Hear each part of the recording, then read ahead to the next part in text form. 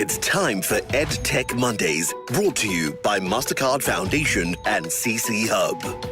Welcome once again to the EdTech Mondays Nigeria show, where we explore how technology is reshaping teaching and learning in Nigeria. I'm Nisi Madu, your host for today, and this is the final episode of the EdTech Mondays Nigeria show for this month, and also the last episode for the year 2025. It has been an amazing journey indeed, with a lot of critical and deep insights from conversations all through the year. Throughout November, we explored how Nigeria can harmonize cross-sector policy for EdTech adoption, from understanding national policy frameworks to expanding infrastructure and digital access, even amongst learners with special needs. We started this month by having conversations about the 2019 National ICT Policy on education.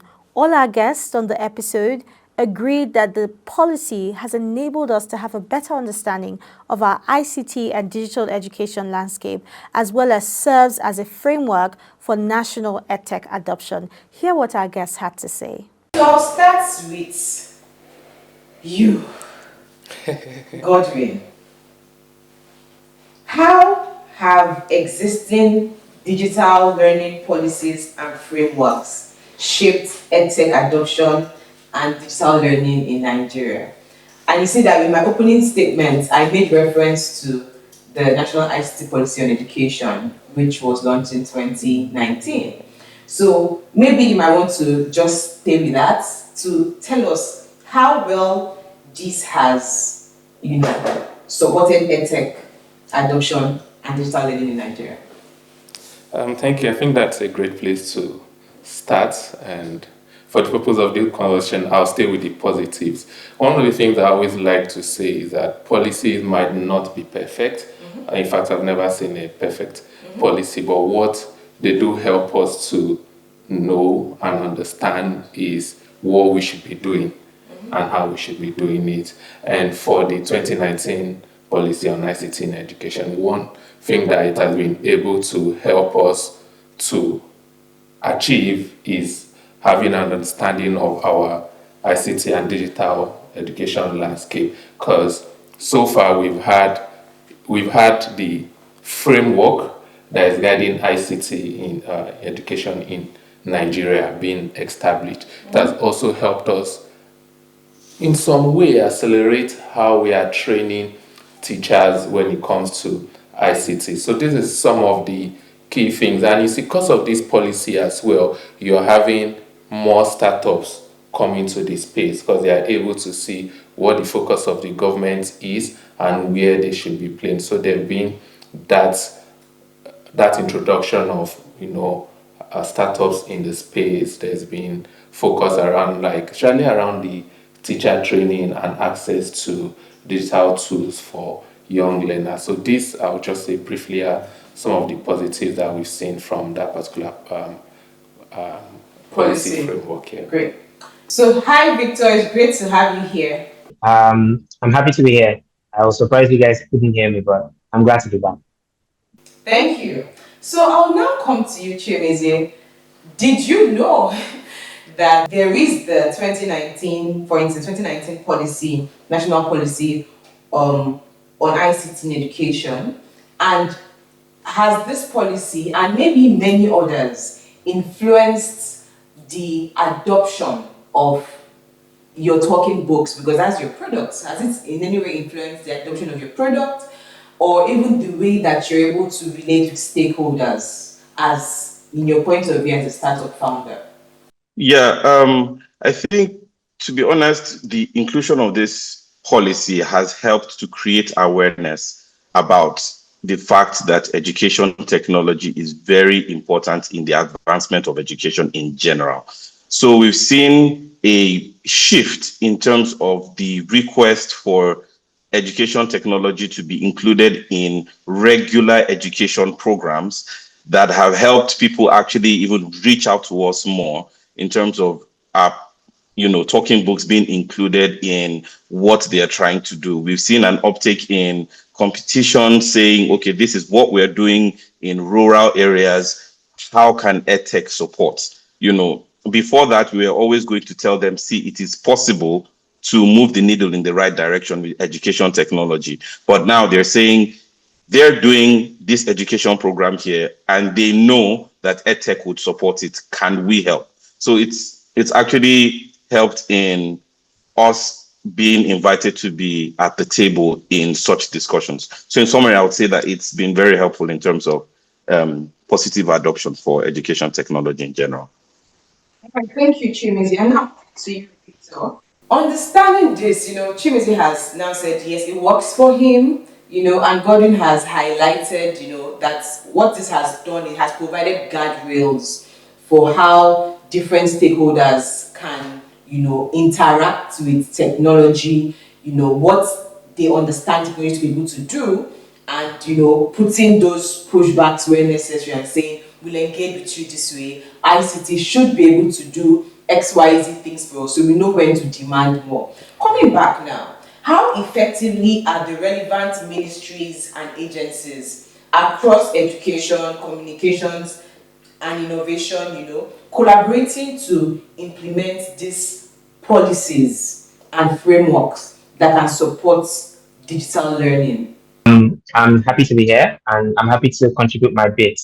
And my answer to your question would be to first highlight that, yes, collaboration is happening. It is, but it is mostly program based. In other words, ministries and agencies do work together on specific initiatives, but there is not yet a single institutionalized mechanism that compels joint planning, budgeting, or monitoring across education, communication, and innovation. I'll give you an example. And NIDA have supported digital skills and device access initiative that feed into the education sector goals. Now, even though they are not housed in the Federal Ministry of Education, these initiatives support what the Ministry of Education does. So I'll stay on you to now ask, how do we enhance this collaboration if most of the ways that we operate, as you mentioned, are on program basis? How, and being somebody who is, internal, who is in the mix, what are some of the ways, you would suggest that these collaborations could be bettered to ensure that there is that synergy across ministries, across parastatals, that now gives us richer implementation of these policies? You see, the collaboration in this context, it cannot be symbolic.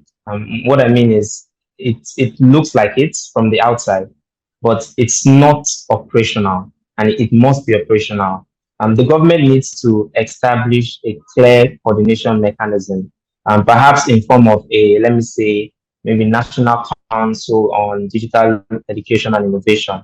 A body that brings together the Ministry of Education, the Ministry of Communications, Innovation and Digital Economy, the NIDA as an agency, and all the other development partners that play different roles in this ecosystem. Maybe that council will not replace the existing agencies. It will just have maybe representatives from all these different agencies I've mentioned and the other stakeholders, and then they will ensure that every policy intervention is guided by a common national roadmap. Now, beyond the federal level, the interagency collaboration must extend to state governments as well, universities, and other private sector players.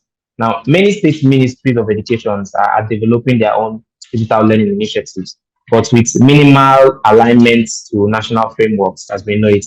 And it often leads to an inefficient and uneven outcome across states. So I believe that if we could establish a shared, policy observatory, platform, a platform where all EdTech initiatives, data, best practices, everything is reported and evaluated, it would not only enhance accountability, but also enable learning across the regions. In the second episode, I was joined by two EdTech innovators who are championing inclusive digital learning in schools across Nigeria, particularly leveraging the connectivity and digital infrastructure provided in schools across the country by the Universal Service Provision Fund, USPF.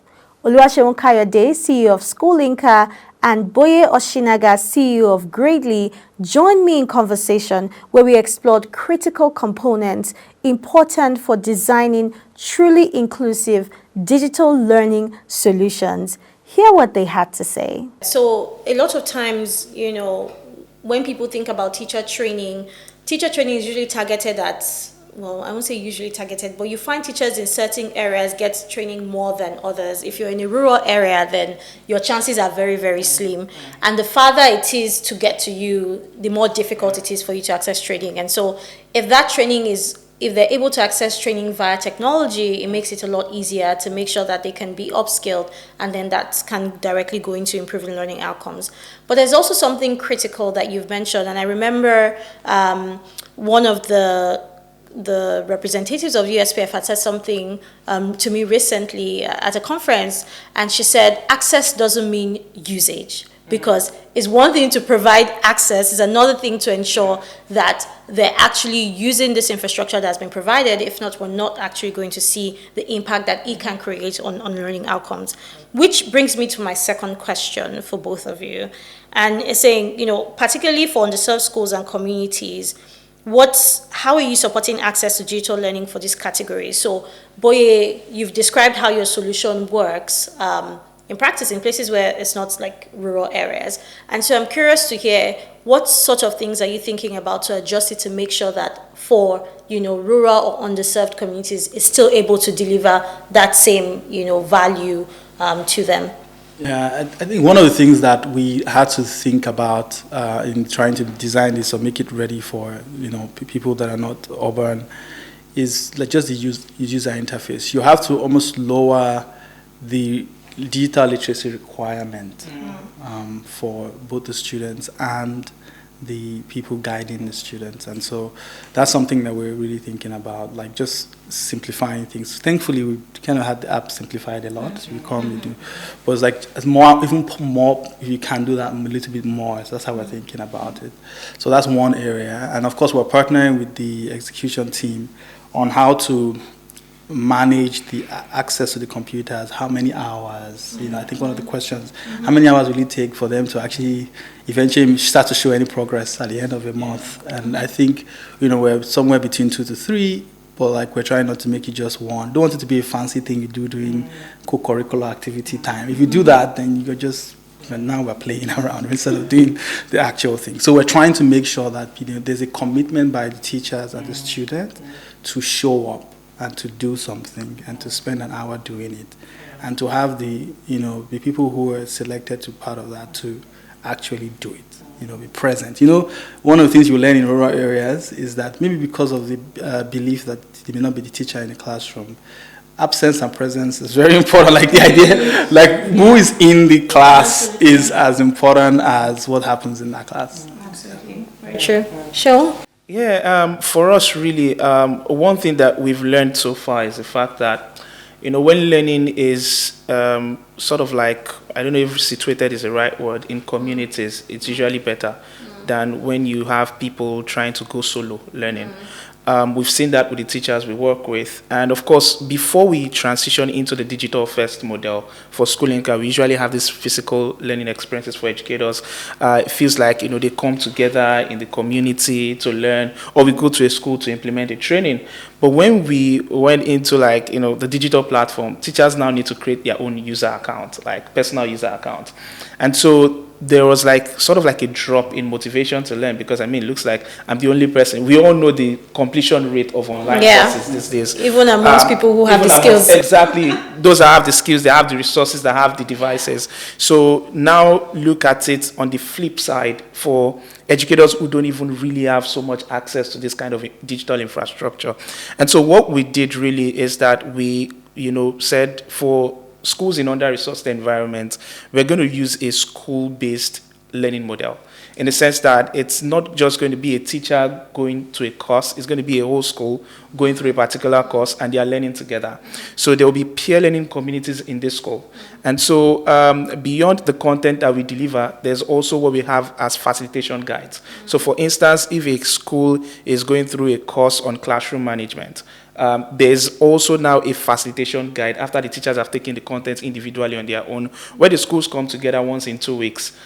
There's someone in the school called the tech champion, the PD champion, so to say. And so in all those schools, they have the PD champion. So the PD champion is, definitely in charge of ensuring that all the teachers come together once in 2 weeks to go through that facilitation guide and see what they've learned and see how they can apply it in learning. So when learning becomes communal, it becomes more effective. And so that's what we've seen, we've tested, and that's what we're bringing into this. Another thing we're also doing is to ensure that our content is as lightweight as possible.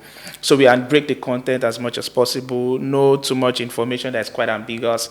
What you need in 5 minutes, 6 minute lesson, and then you're able to take that skill to the classroom. So those are like the two major ways we are making sure that we're related to that. Thank you so much, but I think very interesting things that you shared there. One, in terms of just the way the tool itself is designed, how you make sure that you're engaging all of the key stakeholders on the ground to ensure that you can deliver on those outcomes, and the power of community.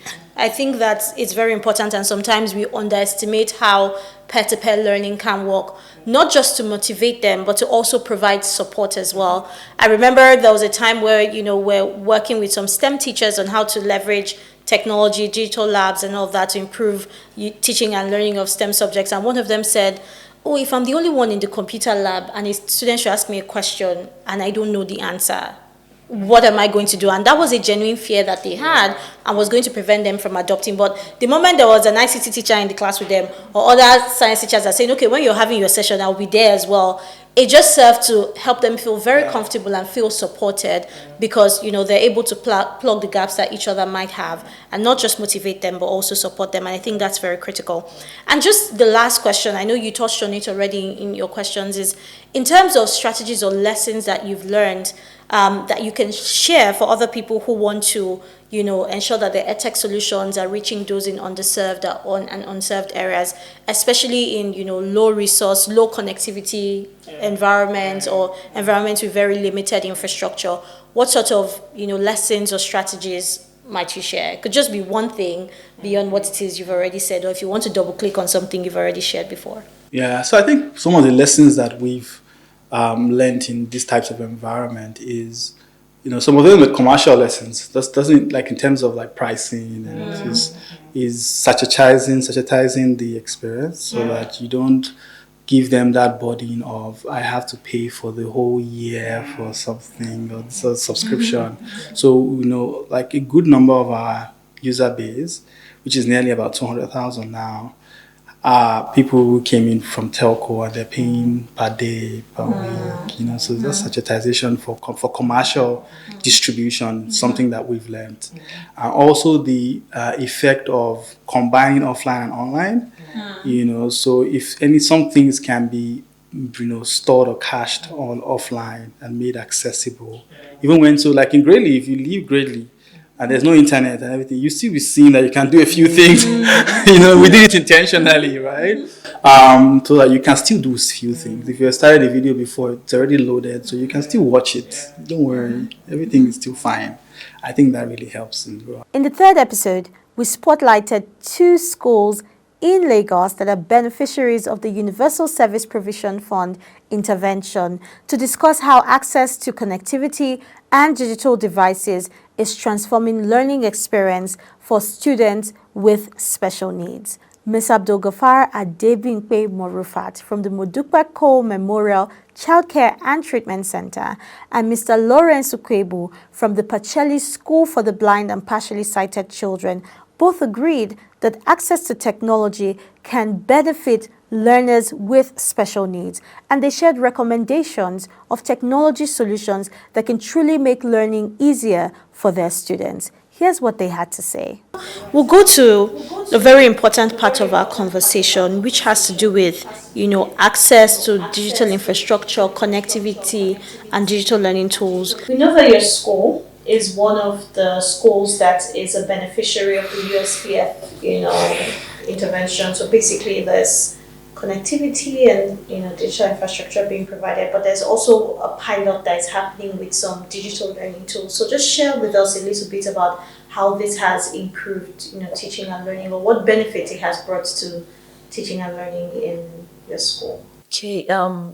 Yes, the program has really improved learning and teaching of both on the part of teachers and learners. The learners, they have access to all these technology devices. We don't need to be, at times when they are not even in school, when they are not even in classes, they have access to learning. They can do learning on their own. They can make some researches despite their disabilities. They have access to the internet by themselves. Once they are just given a topic, they can just go, due to the fact that USPF has really laid the foundation in our school. And also on the part of the teachers, we have access to all these gadgets that really make us to go on research on whatever we want to do, what we want to teach the students. We have access to it. It has really, and then also, it has really exposed our learners to what is happening all around the world. Without this, they won't know. They won't know what is happening out there. So, most of them are, they stay in the hostels. So, but with these gadgets, they are at their disposal. They have access to what is going all around. They are learning and has really improved to a great extent. And even to our school, it's not the usual thing anymore. So it has really exposed the school, and then it's all good. Thank you very much, Mr. Abdul-Ghaffar. All right, so I would like to make visible again the use of technology in the school. We know this provision of these technologies are not really cheap, they're quite expensive. So we have to appreciate the people that have made these provisions, first of all. And secondly, the blind are the people who learn with two senses. And that's the sense of hearing and the sense of feeling. So in the sense of hearing, the computer system has really given them great help in the sense that it speaks to their ears before they can operate whatever you want them to. Like if they handle the keyboard on the computer system, they get to hear directions from the system telling them what and what to the key to what to tap in order to get whatever information they require. Secondly, that's also the sense of feeling, how they learn through the sense of feeling. We have a technology machine called the Braille machine and the thermophone. So when they use this, the teacher make use of them in the sense that the teacher will make an embossment for them through these machines so that they could feel it with their fingers. It's only when they will know the information that is being passed to them. Images can transcend from just alphabet to a higher level of shape you want them to identify. So I think this is basically how we have made learning more basic for the blind and partially sighted children in our school. Thank you. Thank you very much, Mr. Lawrence. I think with what both of you have shared, access, connectivity, technology, digital infrastructure can benefit teaching and learning in schools such as yours. And so I'm curious to hear from your perspective, what type of, solutions, if, there's so many people listening, so many stakeholders who are building digital learning tools, what type of digital learning tools, do you believe can further improve teaching and learning for the specific learners and teachers in your schools? Are there any specific types that you want to share that you think if we had this type of solutions, it will go a long way in, making things easier for our students or making things easier for the teachers? So what I would say is they should have something that will make them have access to classes. That is it is electric wheelchair that will make it easier, even without anybody assisting them. They can come to class on their own. That is, because if they don't come to class, fine, they can learn but they still need to be in the four walls of the classroom. So I'll say, the electric wheelchair number one. Then number two, there are some tabs necessary for the kind of student that we deal with, that their kind of syllabus, their kind of whatever technology they want to provide for them should be simplified. They should not categorize what they will give a regular person to somebody that is having intellectual and developmental disability. So their own kind of whatever should be simplified and break down to the level that they will understand very well. Not that, everything, like they are making a provision for everybody. They will not just consider some certain persons that, okay, everything will just be general. No, it shouldn't be for persons with intellectual and developmental disability. Their own kind of thing should be simplified in a way that they will understand at their own level. Thank you very much for sharing, Ms. Abdulgafar. And I'll zoom in a little bit more on what you shared.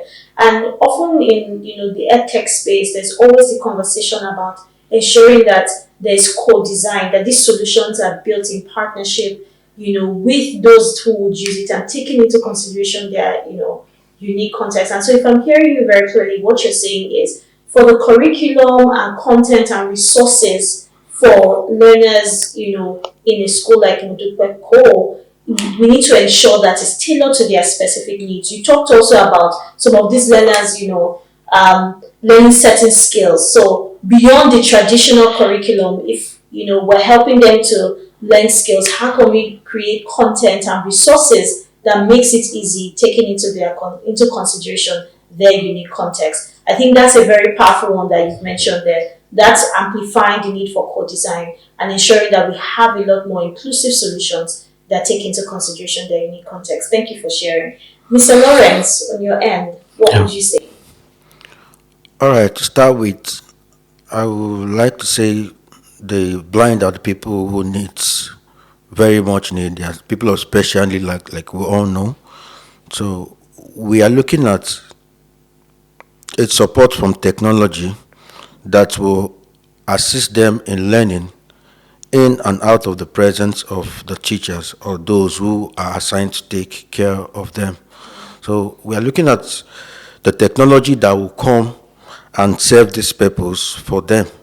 We know technology has made a tremendous progress, and it will not be enough if the blind are not supported with the progress or not making progress with technology. So I think if there will be any speech device that will help them so that whatever they want to do, the device will speak into their hearing and they will be able to navigate from that point to get anything they want done for themselves. So I think this will go a long way if we actually find a technological support that will help them to this level of need that they require.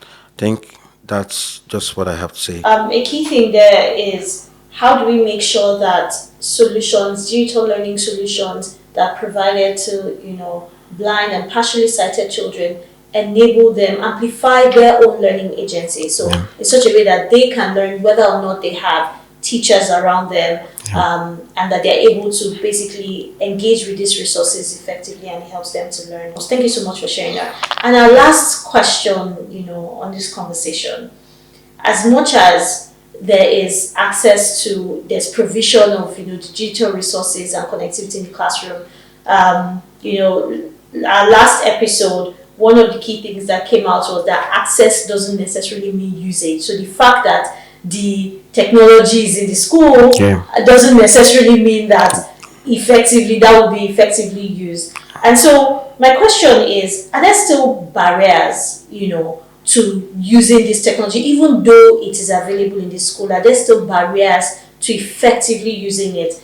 What would you say these barriers are, and what further support is required to be able to, address these barriers so that we're able to truly unlock the value that technology can create in driving inclusive education? As we close this final edition for the EdTech Mondays Nigeria show for 2025, one thing is clear, that the future of digital learning requires shared vision and shared responsibility.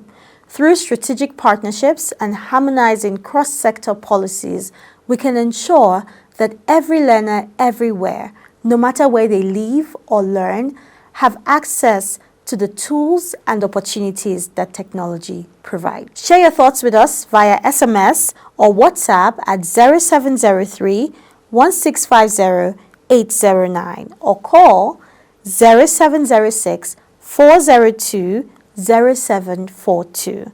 You can join our community to continue this discussion on our WhatsApp and Telegram channels, EdTech Mondays Nigeria. Did you miss any episodes for the year?